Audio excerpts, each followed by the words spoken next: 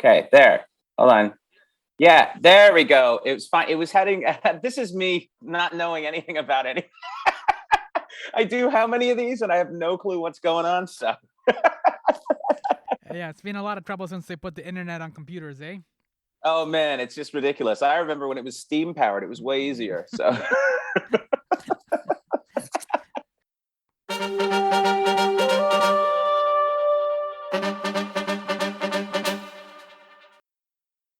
Yo, welcome to my Summer Lair. I'm your host, Sammy. Make no bones about it. I got a really funny bone, Younan.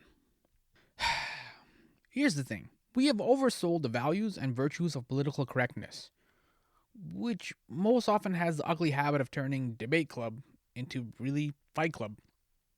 That's just one way to sum up my conversation with stand-up comic Simon King. I relish these My Summer Lair conversations. Actually, not even exclusively on my podcast. Anywhere these conversations happen, from NPR's Fresh Air to CBC's Q to Larry King. Actually, I don't think Larry King's with us anymore. Anyways, I'm talking about these dynamic conversations where the speakers fluctuate between the silly and the serious. It's prompted by the material in Simon King's excellent stand-up special, As Good As or Better Than. He and I, we stagger like happy drunks. I love you, man. Between the debilitating effects of racism to, well, the humorous effects of racism. Sometimes racism is funny. It's weird to say, but it makes sense because anything naturally rooted in ignorance is going to be funny. Ignorance is humorous. Comedian Simon King tweeted, "Stupid people's superpower is that they're too stupid to know they aren't smart," which is pretty impressive. I'm just smart enough to know I'm not smart, and it's a fresh hell daily.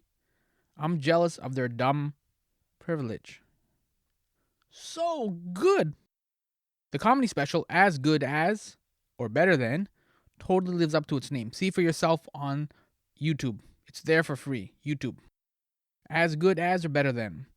To give you a flavor of what you can expect, here's my conversation with Simon King about his comedy special. Do you have any questions, or should we just get right into it? no, unless there's anything you think I need to know. Other than that, we could just get going. All right, so then you are ready to talk about the hole in your soul the size of your childhood. Absolutely, that's like my go-to move. That's all I talk about. That's your first date, like right at the beginning there. You just open it up. I like to let people know, put it all on the table and be like, by the way, so you know, I'm a broken human. Anyway, okay. we should get an appetizer. So there's no trailer with you, is what you're saying. Like you know exactly what you're getting up front. Yeah, there's no trailer, and there will be no sequel if I find enough booze. So we're good. So. Okay. All right. Duly noted. All right. See, we're learning a lot. One other thing that I want to learn or know about you, Simon King, is you do a pretty good Sean Connery voice impression. Do you? Yeah, I do a bunch of those. Yeah. Yeah. Which other ones can you do? Lots. This one is very popular with people. They like this one a lot. And it's great because they enjoy it. So you can do that. You can do a Paul Giamatti voice. Not a lot of people do Paul Giamatti. Yeah. But there you go. You do Robin Williams. Hello, how are you? Okay, that's weird. Not a lot of people do that voice, but I like it. Okay. So just basically, this is my bag of tricks. This is what makes me appealing to other humans. Okay. You should put that on your business card. Yeah. So what is the trick then to like mastering these kind of voices? Is it just ear, or are you like, is there a special technique you use or anything like that? I don't know. It's weird because it's like, I mean, everyone that I know that does impressions kind of does. I think most people can do an impression or two. They maybe don't realize it. Mm-hmm. I think a few people can do a lot of impressions relatively well. Like I'm one of those people. I can do a lot of impressions. Most of them are pretty close, so they're good enough for what I need them for. It's a utilitarian thing, right? So, if you want to do something completely, the funny thing is when you do something completely accurately, people often don't think that's what the person actually sounds like because they get the stereotype or the trope in their head. Mm-hmm. Like if you do a walk-in, for instance, everyone expects him to be up here, but he's not. In reality, he's an old man, old guy. Not even young anymore, even talk that loud, that way. So it's like when you do that, Yeah. if you want to take those voices and so for me, I try to avoid the thing that a lot of people jump on, the kind of the stereotypical impression thing. With a Sean Connery, it would be, if you use it too many times, you have to realize this is an old man and he speaks like this a little bit. But he's actually higher than people realize. And so there's little things like that go back and forth. And it also depends on what words you can find your way into. Like when I first did Arnold Schwarzenegger, I wrote the joke first, which I always do. So I wrote the joke first and I was like, I need an Arnold Schwarzenegger voice to get this right. This was back in like 2001. And I was like, I had to find a way in. And the word that I found was crazy. That's the word. When you find crazy, that's the one he does. Because it's all the things you need right there. So, and then have to develop the ability to have a conversation in that voice, which makes it better. Because if you can't talk like that, then what are you going to do? Right. But people also don't realize that his voice is actually a little more lifted than they think. So a lot of people wonder, it's not what it sounds like. He's just a guy who's in his 70s, he's having a good time. So that's kind of how it is. You find the piece that's why people who don't have a lot of nothing to grab onto in their voice are really difficult to impersonate and imitate, because if they don't have something to grab onto that you can kind of go from there, a jumping off point, it makes it very difficult. So you get voices like, Ben Affleck is a difficult one to do.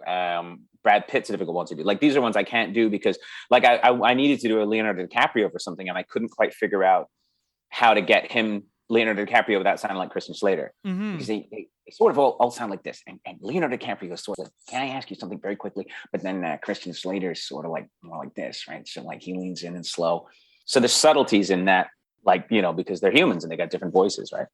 Yeah, you're almost talking like a Rosetta Stone. You need some sort of like Rosetta Stone. Like, like Jack Nicholson is very iconic. Trump is like, lately we've heard a lot of him. Like, you can kind of crack those ones, right? Because they're like, there's that Rosetta Stone that you're talking about where like you have a way in. There's an on-ramp. Yeah. Like I never used to do a Trump. I never did one. And then I came up with an idea for him doing an audiobook that he just hasn't read. So, Totally Doing the Road by Cormac McCarthy. Totally big road, really great road. So it's like that thing of like, but his voice is higher than you think. And so, and he also did very much, so totally slow, really slow. And he does that thing where he like leans into his voice. So like I said, these are not perfect. They don't need to be perfect. They just need to be useful for the act. And so you can do, like I had to do one the other day and I was doing Bernie Sanders if he was Doc from Back to the Future.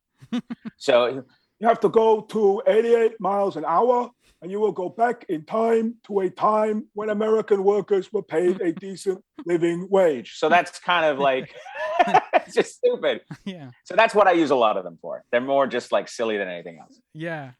And the voices is obviously, like you said, it's part of your comedy, but you recently on IG, you mentioned your stand-up comedy birthday, which is February 8, 2000. Yeah. So happy birthday, because that just recently passed. Like, thanks. Do you do anything special for your comedy birthdays? Well, this time we released the special because so we put out As Good As or Better Than, which is an album and a special. But the special was really important to me because so when I started comedy, although there's many years ago, I was 22 years old, and I did comedy. It was much more goofy. It was much more silly, much more impression based and character based. I had points and messages, but I didn't have it. I didn't have the tools to do it properly. And I was also young. I didn't really have the life experience. And so right about 10 years in, I decided I need to be more than one dimension here. So what I did was I put all those impressions and voices and characters and everything away, pretty much put them all away around about sort of beginning of 2011 and 2010. And I just started doing stuff completely without that superpower. I didn't use the voices, didn't use characters, didn't use anything. I just decided to write comedy and be a comic. And I spent many years learning that. It's almost like learning a new language, something you kind of have to stop thinking in the language you were thinking and think in the new language. It's kind of that way. And so in order for me to learn how to do comedy that way, I had to kind of put all that other stuff away. And then I went to England for a while and I felt like I kind of reached the high water mark with that sort of material. I released a special called Furious, which was very, very much just that stuff, very bootleg style. We did it just as what it is, which is a point I was at in my career where I wanted to show that I had teeth. And then what I did was I slowly started to merge the two styles together.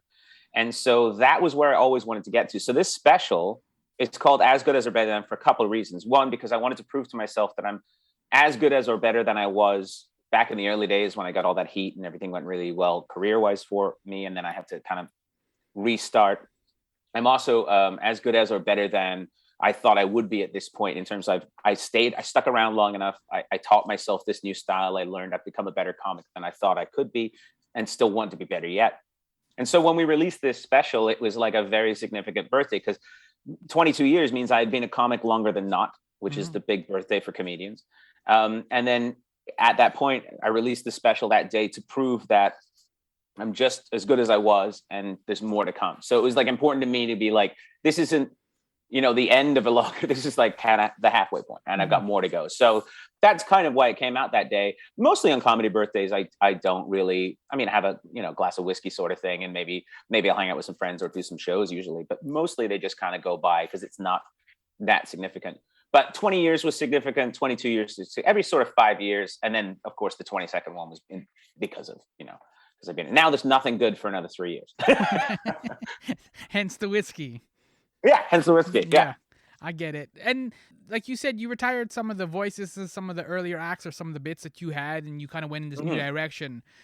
Was that road like hard after because with the voices you can kind of there's a backup in a sense, right? Not that it's like a cheat code, right? No, you're right. It is. It's something that, because I never used them that heavily, but it was always something that would add that little extra spice to a bit. So you'd have a bit, because I'm a bit, like I said, I'm a proponent of writing the joke first. So I write the joke, then if I want to, I add the bits in. So it was never just, I can do an impression, this is what it is. It was always like, this is something that would be funny, and it would be even funnier if I could get the voice. So I would often work on the voice just to have it. And so it was never the only thing I had. I always had the writing underneath it, but it really was difficult. There was one time it was the hardest it ever kind of got for me, because every time you release an hour anyway, you're starting again. Like that's your best to that point, and then you're starting again. And you always have that doubt. Was that it? Can I write another one? Am I capable of it? So that fear existed. And then when you're changing styles like that, I was like relearning how to do stand-up. It was like learning to walk again. I didn't really know how to do it. And I'm a big proponent of taking extremely strong opening comics on the road with me. So anyone that is frighteningly good, I want to go on after them, because it's like going to the gym. If you just lift the weights you can lift, you're not going to build. So I like to go after people that are strong.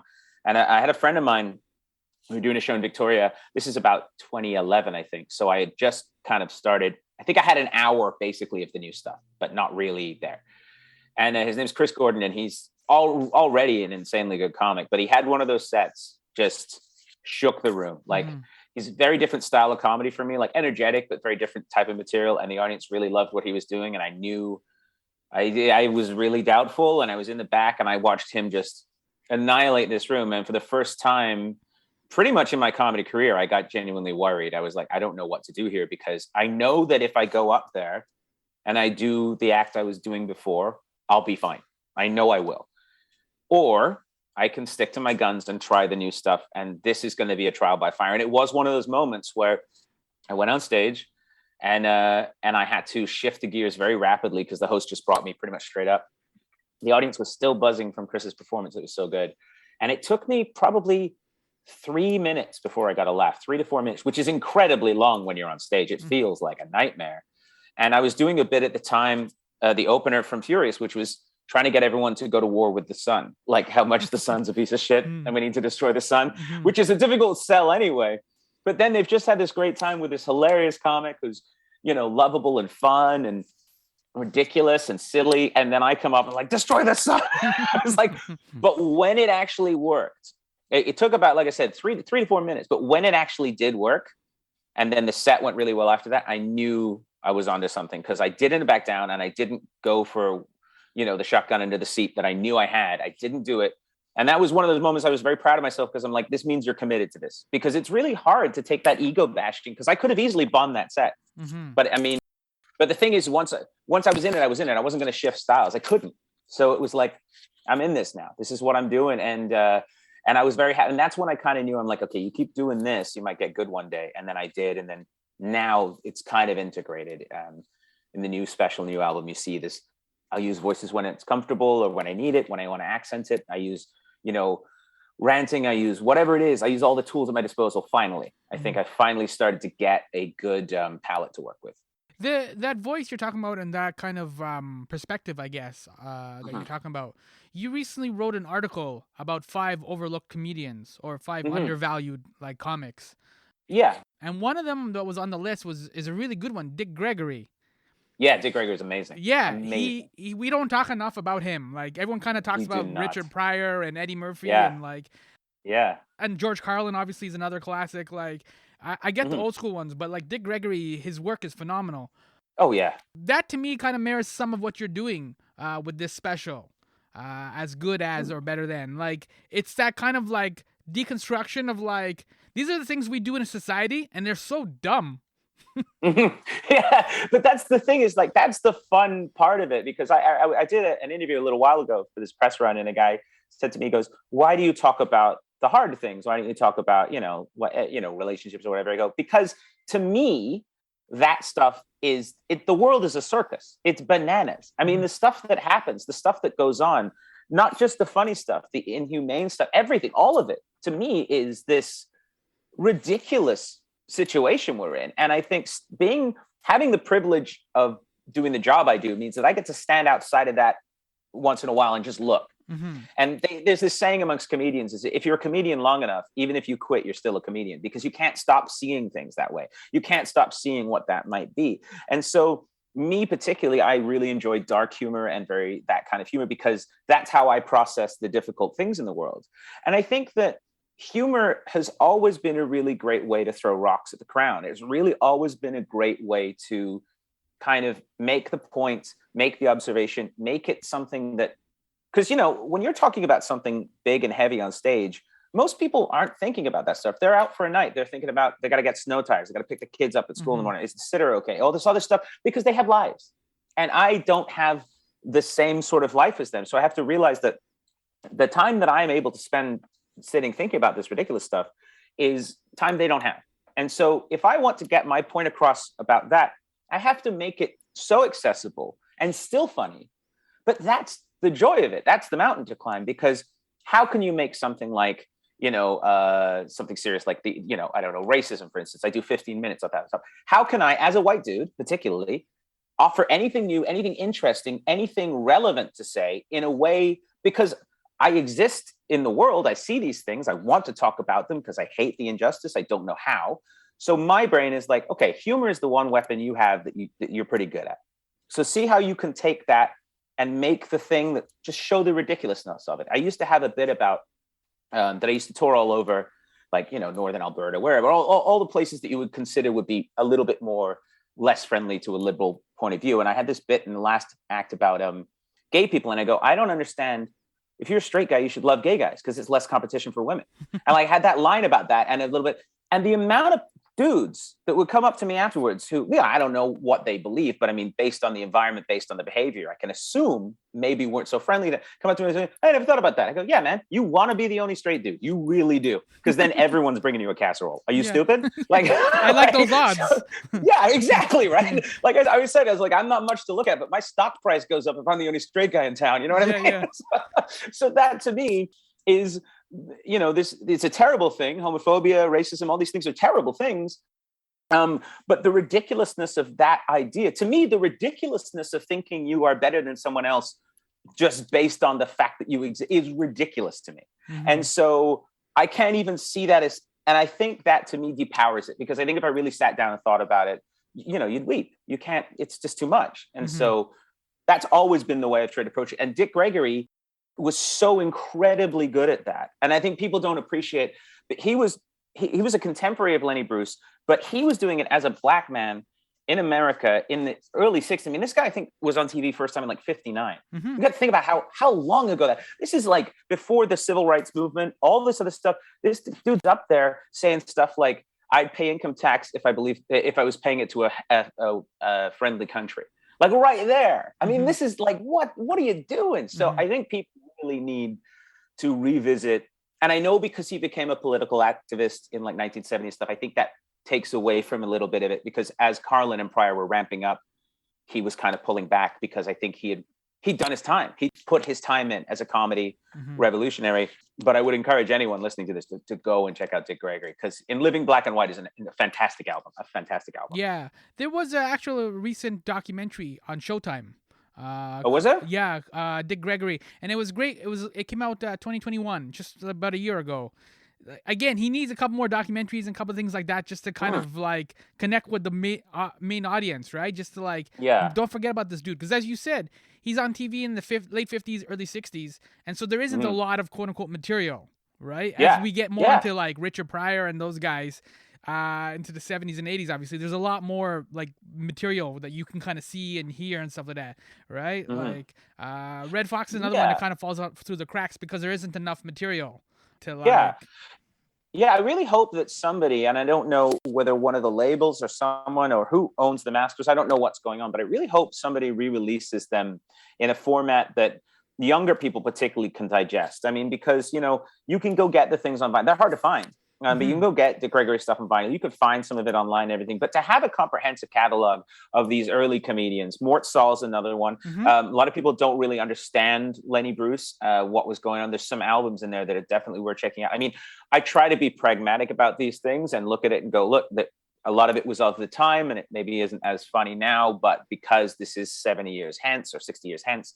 But I mean, even if you look at guys like, when Dick Gregory was doing this political social comedy commentary, George Carlin was still hippy dippy weatherman. Richard Pryor was still kind of like this light version of what Bill Cosby was doing at the time. I mean, this is something that was before their time, and they saw guys like Gregory and guys like Bruce and everything, and they went, okay, this is what you can do, and that spurred the ability for comics like myself to do what we do. Because, you know, when I hear comedians nowadays complain about like, oh, I can't say what I want on stage, I'm like, dude, there's mugshots of comedians who literally couldn't say what they want on a stage. So stop whining and figure it out. Because all you got to do is figure out how you can talk about anything. You just got to figure out how to do it. It's just hard. This is really hard.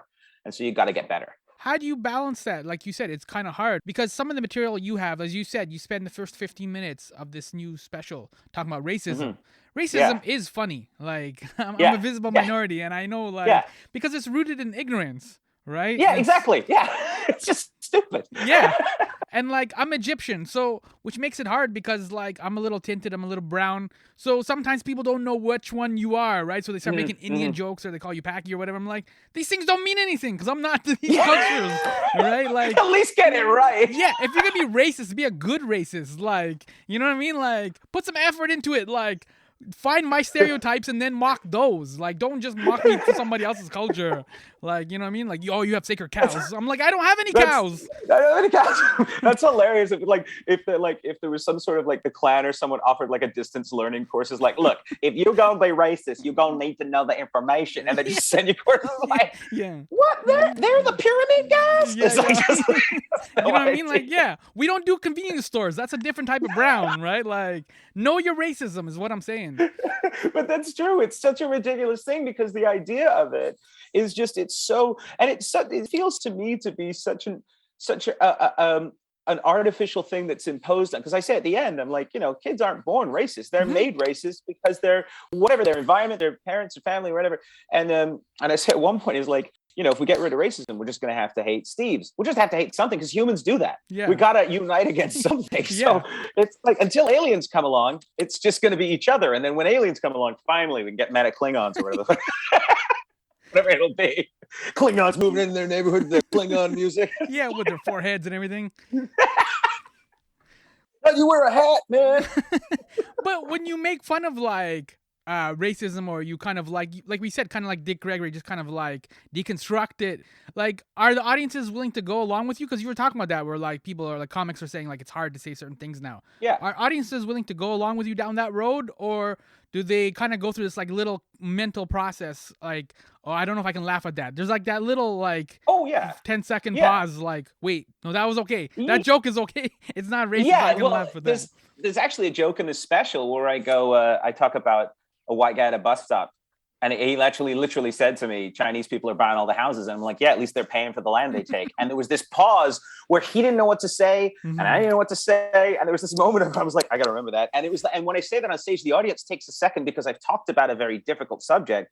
but I'm clearly on the correct side of it. Mm-hmm. But from their point of view, it's still someone saying this thing that, you know, if you're going to take an audience down a path, they will follow you if you kind of give them a rough idea where they're going and you don't betray them. If you lead them astray, Mm-hmm. they won't follow you again. And so backfooting a crowd, making a crowd slightly uncomfortable or slightly off kilter is ideal for me, because that means that, you know, if humor is surprise, Mm-hmm. and laughter is a fear response, then what you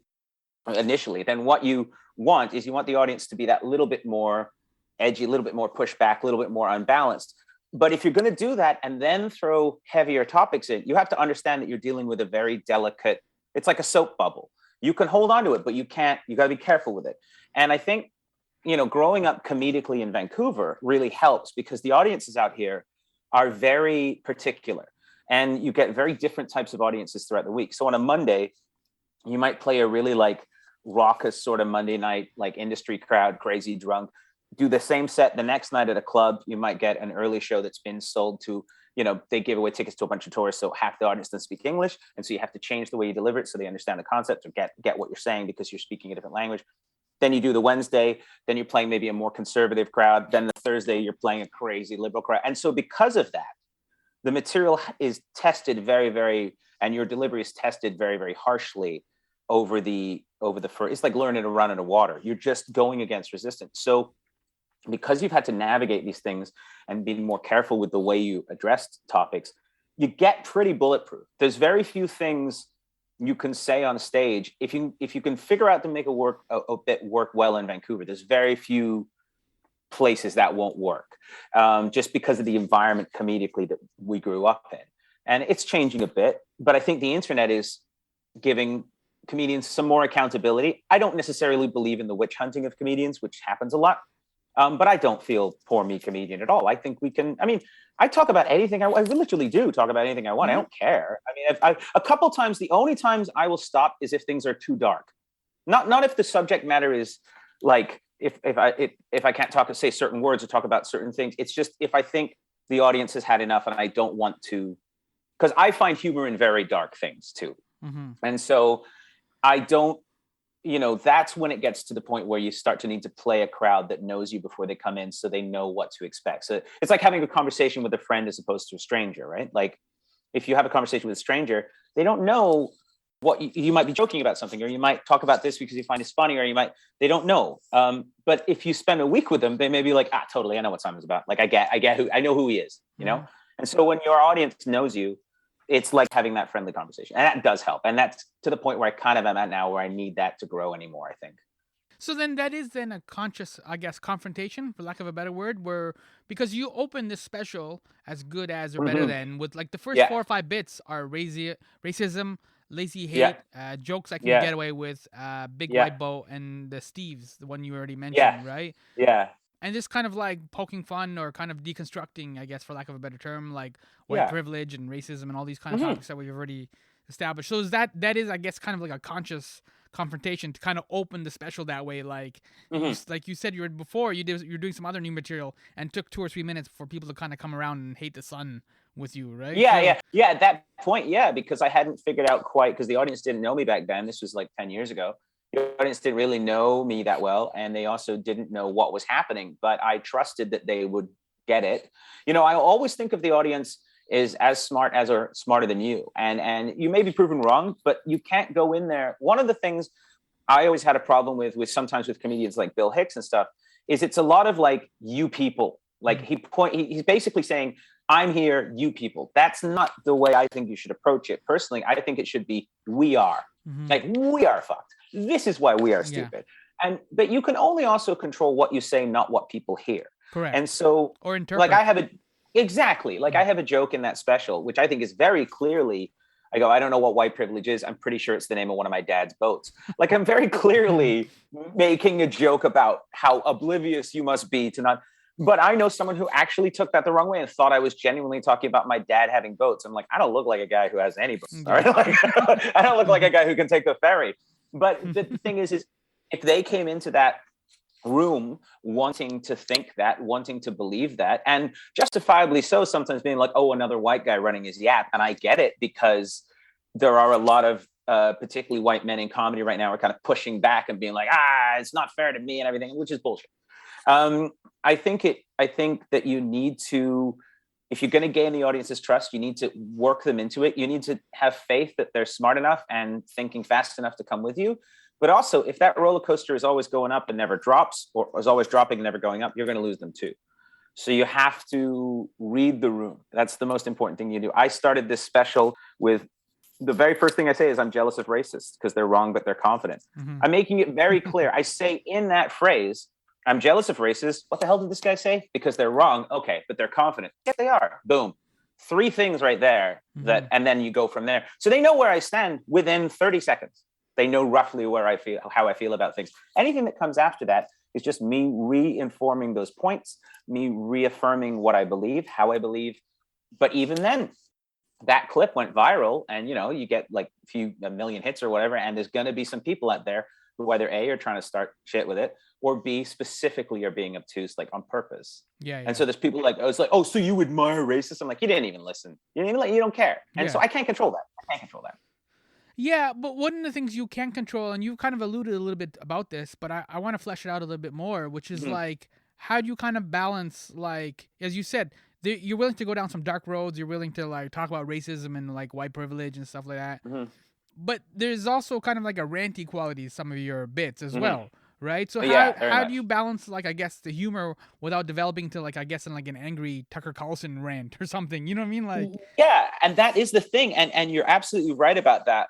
That a lot of comedians tend to forget that they're comedians.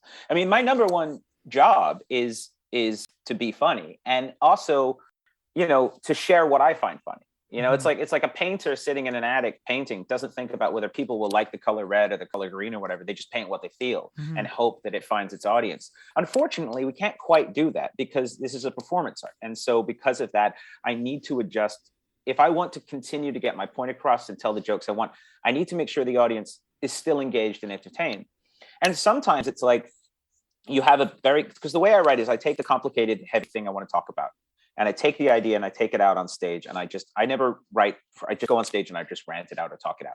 So I'll take the idea and I'll go on stage. And I'll be like, all right, let's see if my communication skills can figure out a way to get this across. As I'm talking it out, I'm finding the humor, finding what they think is funny, what they don't think is funny, where I can go here. Should I push more that way? So then that's how the bit refines. And so you kind of, because you're writing in real time, or at least I do, you're getting instant response as to what might work and what might not work. And so it's not a surprise to me if I go, I'm going to take a left turn here, it's far for them. Okay, they can't take that. We'll take a right. But I like that joke, so I'll remember that. We'll see if we can find a crowd, or if I can find a way to get there. And sometimes there's bits you just simply don't have the tools to do yet. A lot of comedians these days, they'll be 3 years in and they'll have listened to a bunch of Rogan or whatever, and Burr and CK or whatever they listen to, and think they can do that, and don't realize that that's 20 years in the making. It's like you wouldn't go into a music store, pick up a guitar, and expect to be able to play like, a guitar hero. You know that you have to practice. But with our art form, people don't seem to see that. And so that just comes of a lot of experience of reading where the crowd wants to go, having the tools to deal with it where they want to go. So knowing what I can talk about, and then your natural sense of humor has to be something that, can be appealing. You have to have a sense of humor that is, because comedy is nothing if it doesn't relate. People can't relate. And that's why sometimes sometimes I'll get people who will heckle or not heckle, but like they'll make comments about, well, actually, factually, this, I go, yeah, but what you don't understand is, if you're making a joke about a sci-fi movie, you have to say Star Wars, because 99% of people have seen Star Wars. You could say some obscure movie like Event Horizon or something, but then you're going to lose 85% of the crowd. So even though Event Horizon might be a better reference, Star Wars is the reference that works for the bigger piece. And so that's part of it too, is understanding the language you're speaking and understanding the references people will get quickly. You can't just do this sort of, I sat down and researched the most obscure shit I can to sound smart on stage. That's bullshit. If you can't communicate, and that's why I rant the way I do too, because I genuinely feel like that. I have emotion. I will stop doing a bit if I'm not emotional about it anymore. I will. And so if I get mad about something, if I get enraged about it, I used to put a lid on that before I figured out a way to use it, because I was like, people respond to the emotion. I've got more response to that sort of stuff than anything I've ever done. because people are like, yeah, I'm mad too. Or like, oh, that's hilarious, man. I never thought about that, because you're still giving them jokes. It's still entertaining. It's not just me, with wraparound sunglasses yelling in a pickup truck into my phone. Like, it's not just that guy.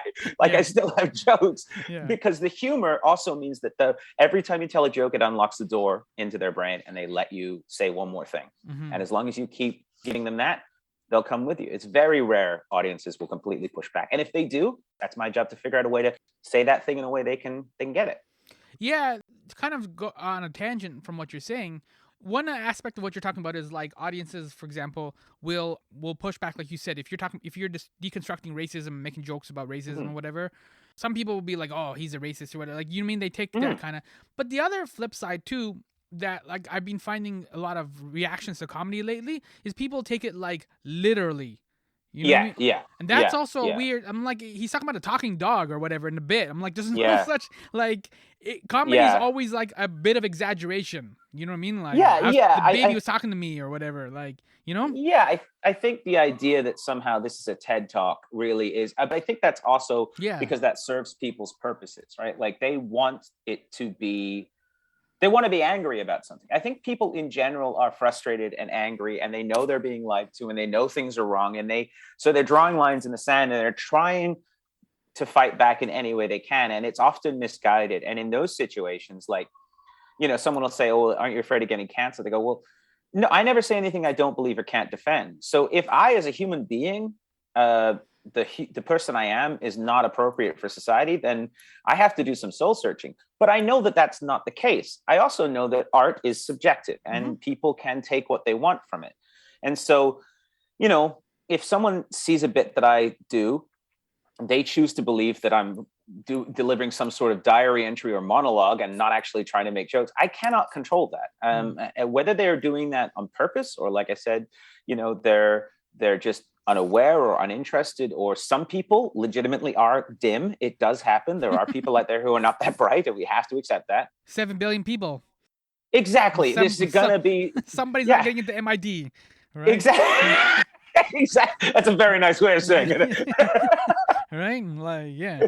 But it's true. And so you have to accept that those variables exist. I'm surprised stand-up comedy works as much as it does at all. Yeah. Because if you think how weird it is, you're just getting on stage, sharing your sense of humor with a room of complete strangers who've never been in that room together at the same time ever. They don't know each other. And yet you're expecting them to work as a team in a conversation with you about the weird things you think about, and hoping that they'll understand your very strange point of view, which is why you are what you are. I mean, there's very few stand-up comics, like full-time professional stand-up comics in Canada, for instance. There's very few. There's like a couple hundred at most, out of a country of 36 million people. So you got to think about how small the percentage of people that do this is.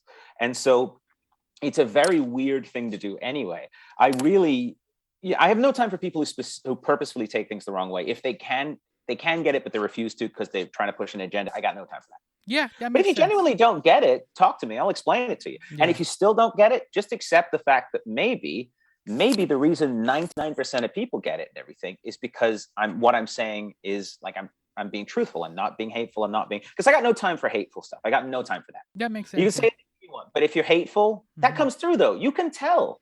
You can tell when someone's hateful, when they deliver. If someone makes a mistake and says the wrong word, not great, but that's not a reason to destroy someone. It's like, hey, man, like, this is how you learn. That's not going to work because the audiences aren't going to accept that. They're not going to understand the point you're making. They're not going to come on board with you. You're going to alienate someone. If someone's up there saying hateful stuff, they may never say a hateful word, but they'll say hateful things. You know what I mean? And so, like I always say, is like there's the two kind of racists you really got to worry about. The racist on the street corner yelling racial slurs and everything. He's terrible. He's a piece of garbage. Everyone hates him, but at least he's honest. It's the guy shaking your hand at the company who's like, welcome aboard, and we'll never promote you. That's the guy that's the real scary one, because they're usually in a position of power because they haven't got canceled yet. Yeah. So you have to be a little more realistic about, that dynamic. Yeah, I mean, you acknowledged, like, in your special, like, the whole thing with cops and killing black people, but there is that other type of racism that we never really seem to acknowledge, which is that you'll go through life and you will not know that it was racism. Like, you apply for a job, everyone applies for a job, not everyone gets that job, But did you not get the job because you didn't have the right qualifications or something? Or did you not get the job because you applied because you were brown or black or Chinese or whatever? Exactly. Right. And that's what I said about what white privilege is. What in my summation, what white privilege is that I never think about my race. It never comes into my head. It's never an object. And then I said on stage, unless I'm doing particularly difficult stand-up material in front of an audience. But mostly, like, I've never not got an apartment or not got a job or not got something and thought, oh, it's because I'm white. It's never become an issue for me. And I know that will not be an issue for my child, because so I have to be very cognizant of the fact that I cannot understand that experience because I have never had that experience. What I can say is that from my experience, the way I see the world, the way I understand that's one of the, it's not about, because, you'll talk to people and they go, oh, white privilege, I'm broke. That's nothing to do with it. That's nothing to do with it. What it is, it's not what you have, it's how you're seen. It's how the world treats you. It's what you have to have. I don't have to have a conversation with my son about what happens if he gets pulled over. I don't have to have that conversation because he's a white kid. Odds are very good. It will be easy for him. Is that fair? Absolutely not. Is it reality? It is. And so you can dream things should be the way they should, but until we take action to make those things that way, they are going to continue to be dreams. And one of the ways that I believe as a white, straight male, particularly with a little bit of a platform, is to say, I understand, I'm trying to continue to learn, I am going to make mistakes, as all humans are. Please try to judge intent and meaning more than anything else, or try not to judge, try to take into account. Because I think the problem is that, like, I'm a very liberal guy, I'm a very left-wing guy. I think the problem is that the left wing, particularly at this point, and you see it with comedy sometimes, they push back so hard that they actually end up pushing people who just simply needed, hey, you know what? What is it? Now they push them to the center and even to the right because they get frustrated and they're like, I'm not a bad guy, I just don't understand. And it's like, nope, you have to understand. Well, that's not fair either. So there needs to be balance. Communication is just, it's broken down a bit. It's the classic conundrum where, like, you're expected to know how to, quote unquote, help or deal with, like, blind people or handicapped people or deaf people, whatever. But if you don't hang out with these types of people, then how do you know how you're supposed to help them? Exactly. Yeah. It's the way that, like, sometimes it's like, I have a friend who's blind and people will, like, talk loudly to him. I'm like, he can't see, but he can hear, right? Like, you know what I mean? Humans are ridiculous. Right? And I'm like, why? It's like if I was yelling at you or yelling at him. I'm like, why is everybody yelling right now? Like, you know what I mean? Like, you should just yell back even louder. Like, I'm sorry, you're going to have to speak up. I can't see. Right. And it's one of those things where, like, you know what I mean? Like, you slow down, or, like, if the deaf guy reads lips or whatever it may be, like, you figure out what his jam is and then you kind of adjust accordingly. It's not rocket science, but the blind guy is, like, blind, but he can hear. So, like, that's the thing. But if you're not allowed to, and the other thing is, every individual has their own. So one blind person may be like, oh, this is how I want to this. If you could hold doors for me, that'd be great. And one blind person might be like, please don't do this. And so you have to find out what that individual wants as well. So there's not a defined set of rules. What we need to start doing, and I think this is something that I've found in stand-up is really kind of helping me communicate even better, is trying to look at the whole as individuals in a group as opposed to just a group. So what you have to do is, like, see that, like, okay, this group of people fall under blank category, like, political leanings this way or whatever, because they are this. It doesn't mean they all believe all the same things, or all, like, if you look at politics, most voters are one issue voters. They believe one thing, abortion, whatever it is, immigration, whatever it is, they believe that thing. And that's their voting. And then everything else that goes along. That's why politicians can sneak so much in, because it's like, look, man, you're going to get the gun rights you want, but we're also going to, drill holes in Alaska. It's like, well, hang on a second. And because of that, because people are often one issue driven, because also, like I said, they have lives, they're doing things. They don't have time to sit down. Misinformation and being unaware is the tool of the despot, is the tool of the control. Because if you don't know what's going on other than the one specific thing, or if you don't have time, if you're too busy running on the hamster wheel to focus on anything, then they can get stuff by. And I think as a society, we start to need to realize that, like, the person you're talking to is a lot of different ideas and a lot of different experiences and a lot of different things. And yeah, you're not going to understand some of them, but there's probably something you can share, there's probably something, and that's up to them too. They have to find, if you put out your hand to shake it and they won't shake it, that's not your fault. You tried, and vice versa. And I think that a lot of us just are so contained in the thing we believe, and in the tribes we are in, and behind the lines we've drawn, that it's really even hard to see someone's putting their hand out now. And so I think stand-up comedy has, I've experienced it personally, has given a chance sometimes to make that leap, to have someone talk to you after a show and go, I mean, I know a couple of guys who, and it's just like that. And it's like, before you know it, you're having a conversation. They may never have been able to talk to anybody about this ever before, or they may have been afraid. There is a closet of ideals. If you grow up in an area surrounded by a certain group of people who believe a certain group of things, it's very terrifying to step outside of that, no matter what you are. Not everybody who drives around with, flags hanging off their trucks and truck nuts and everything is a right-wing redneck. Most of them aren't. Most of them are just good people who just are surviving, and that's their pack because they don't have another pack. Yeah. And so we need to sort of be like, I know you're over there, but we're not that far apart, because most people are in the middle. Yeah, it's just recognizing the individuals, what you're talking about. Like, just to kind of circle back to what I was saying about, like, handicapped people. It's like if you put a ramp out in the middle of your store, out front of your store, you're like, I'm done. I helped them. I'm like, well, that doesn't help everyone, right? It's not it's not a one size fits all kind of solution. Right? Like, put up a sign. What do you want? You know what I mean? So I'm like, I'm done, right? And that's what you're talking about. Was like figure out, like, each individual has different needs or different, like, experiences. So it's kind of like figuring out a way to kind of communicate. As you said before, with your comedy, we're trying to figure out ways to communicate properly these jokes or these ideas of racism and other things that we're talking about in the special. Yeah. Well, it's like when you often hear people talk about, like, they grew up in a small town and it was so nice because everyone knew each other and everything. That's because everyone had accountability to each other, because they weren't, if you're in a big city and there's 6 million people, you don't have accountability to most of those people because you'll never see them again. They come and go. Same with the internet. You can say what you want on the internet. You don't have a lot of accountability. You can get away with whatever you want. If you did that in the bar, you'd get punched in the nose. That's accountability. And so because we don't have that connection anymore, and because people have their beliefs and their ideals get exacerbated by agent provocateurs and people who push them and people who try and manipulate people, you're dealing with this kind of terrible cauldron of, upset, confusion, people being disenfranchised. And then they need an outlet. And a lot of the times, or they need to belong, because that's a human thing. And because they don't have a little community they exist in, they don't have, a village of, 100 people where they know everybody, they don't belong anywhere. And so they find a group of people they can belong to. And often this is where radicalization and extremism, anyone who's fundamentally impossible to talk to, regardless of the side of the spectrum they're on, left or right wing, whatever it is, it's a very dangerous thing, because then, conversation has been replaced with rampant idealism. And this is a difficult thing. And so I don't know if you can get those people back. I'm not a psychologist. I'm not a sociologist. I don't know. What I do know is that humor is pretty universal. Pretty much everyone. I had a guy, he said, because a couple of the jokes that were posted from the special before he released it were, the racism jokes.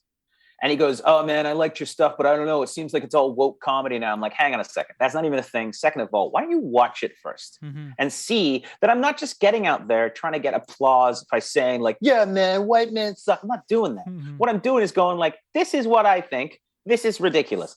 He watched it. Then he messaged me. And he was like, oh man, I was wrong. I was like, why don't you just give it a second? But he's so programmed that if I do anything that isn't like, you should be able to make fun of anybody, I'm like, you can make fun of anybody.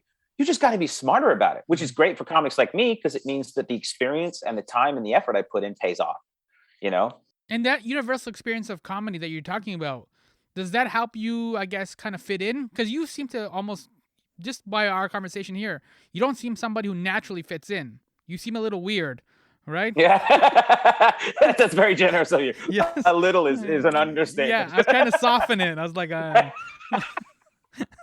You'd be like, you're a psycho. I'd be like, yeah, I'm a psycho. Yeah. I'm like, I think you might be a danger to society. So, like, does that universal humor, like that universal experience, I guess, of humor, does that help you then kind of fit in? Or do, like, because also the flip side of it too is, like, good comics are based on their powers of observation, right? Obviously they need to get the laughs, but it's that unique observation, that unique perspective that the best comics have. Yeah. And so you kind of need to, like, almost step away from the culture in a sense to like see it before you, so you can comment on it. So does that humor then help you fit in, or do you kind of like being on the margins or on the edge, I guess? Well, it comes from, so I was born in England, and when I moved to Canada, I was 5 years old. So I was really young, and I had a very thick English accent. I was a little chubby kid, and I grew up in an area where there was a little less than tolerance for anything that wasn't exactly the same. So even though I was a white dude, there was still a lot of like, well, he's not like us. So I was very much on the outside of things, very much not connected to groups, and found that the only way I could defend myself against the bullying and the alienation and everything was to be funny. It didn't necessarily ingratiate me to the other people as much. Like, I mean, I had friends eventually, but what it did do was give me a set of tools to, I learned early that if a joke has already been said, it's less powerful. So if someone's going to make fun of me at the time for being fat or having the accent I had or whatever it was, I would make that joke first. I would get quickly to it, and then they didn't have as much ammunition. And eventually they would stop, most of them. It didn't always end. I mean, I was bullied viciously. I dropped out of high school because of it. Like I dropped out of high school in grade 11 because I just couldn't handle. It was just basically got to a point where it was like, I can't do this. I'm not going to survive. Like, I knew it. And so I've always existed in a place where I have not felt welcome or at home pretty much wherever I've been, with the exception of a few friends and being on stage. Because being on stage, for the time that like I'm behind a microphone, I have control of something, of some way. And I feel that I matter. Because outside of it, I generally don't have a very high opinion of myself. And I believe that like, man, there's so many things I need to do. You know, I need to learn. I need to do this. I need, I need to be more successful. I mean, and I think that's what drives entertainment people, particularly, is that need to prove something. But with me, it got all haywire, and it was like the only way I can communicate properly what I feel is these jokes, and the only way I can feel in control or any validity in who I am is on stage. So I have to figure out a way to make telling jokes what I do. And then it just kind of became this thing where, like, to use lack of a better term, it was my happy place. When I'm on stage, the time I'm behind a microphone, the time I'm around comedy, maybe half an hour after or 10 minutes before, sort of that, when I'm in that mode, I have value. Before I was a stand-up comic, I was afraid to even I was so shy, so hard. I mean, it's still shy anyway, but so hard for me to go to places, so hard for me to be around people because I was terrified. I was terrified that someone was going to turn on me and I was going to be humiliated again. And it was going to be, but when I became a comedian, it gave me legitimate control over that. So even if that happened now that I'm in my 40s, even if that happened now, there's that feeling of you just go back to being a 7-year-old kid in your head. But then I also am like, hold on a second. I can do this thing that a lot of people can't do, that a lot of people think is a really weird and interesting job. It's given me a perspective. All that bullshit I went through gave me a perspective to do this job, which means that all of that mattered and valued, which means that all that time wasn't wasted. I had value, and now I'm using my value. So instead of just kind of hiding behind stand-up, I'm wearing it as a badge of honor. I'm like, I went through a lot of shit to be able to be this guy. I'm glad I'm out here. I don't want to open the door. I'll break through the wall. That's just what I do. And I'm very happy the way it turned out. But it was a long road to get here and a lot of being alone. And so I think that's why comedians particularly tend to be broken. Comics joke about how like we're broken people, and they are. A lot of comedians are very sad. They commit suicide. They drink themselves to death. It's something we do. And it's because there's a lot of hurt that goes into being funny. It's just really weird. That's the way it is. You almost sound like it's like your life. It sounds like the Shawshank Redemption. I mean, I haven't crawled through a tube of shit yet, but I will. All right. We'll maybe save that for the next special. But this special is called As Good As or Better Than. Where can people find you online to talk about the special or enjoy some of your sarcasm? You post a lot of like really sarcastic one-liners. Well, on Twitter, I'm at Unfamous. You can find me there. That's one of the ones that I'm most active there, and on Instagram at This Is Simon King. My website is thisissimoncking.com, and you can go there, and there's all the links to my YouTube channels, on my social media and everything like that. The special is on my YouTube channel, and we decided to do that release so that basically I want everyone to see it. I don't want anyone to have to subscribe to anyone. I want them to see it. It's directed by a comedian who's legendary, a guy named Rory Scovel, who's just an amazing comedian, amazing sensibilities, and really the whole team at Comedy Here often brought this together really well. But Rory was just like the icing on the cake because he saw what I was doing, understood it from a comedian's point of view, and lent an amazing eye to it. So I'm very proud of how it looks. It's not filmed in a theater. It's not it's filmed like I'm a 100-seat guy. I sell 100 tickets. So that's where we filmed it. We filmed it over a couple shows at a place called the Biltmore. It's like a punk bar in Vancouver, really cool, low ceilings. I feel like it's a good piece of work and I really just hope people enjoy it, you know? As good as or better than. That's Yep, the name that's of the it. special. Yeah. So I can put the link in for YouTube. Thank you so much for hanging out, Simon. We Thank covered you. quite a bit. That Dick Gregory is undervalued, underappreciated Oh, yeah. comic. That your life has parallel meaning or parallel associations with Shawshank Redemption, and that if you're gonna be racist, do it properly. I think that's the most important thing. Yeah, that's the message for the kids. Like, if you're gonna do it, commit to it. Like, Yeah, do the work, anything man.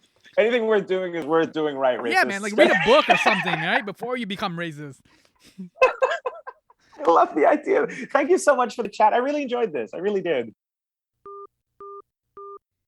Yo, that was stand-up comic Simon King, whose latest comedy special is As Good As or Better Than, and I'm your host. You're my Summer Lair host, actually, Sammy. When Simon King and I were discussing Dick Gregory, I couldn't fully remember the title of the recent Showtime documentary. I know, I am so fired. I will pack up my things in a banker's box. The outstanding doc is called The One and Only Dick Gregory. I highly recommend it on Showtime On Demand in America and Crave in Canada. If you don't know Dick Gregory, I am sorry for your loss. But also, now is an essential time to get into his work. Though he passed away in 2017, he remains relevant. This is a comic who, in the 50s and 60s, this is before joining civil rights movement, spent a big chunk of his time, his stand-up career, deconstructing and mocking racism.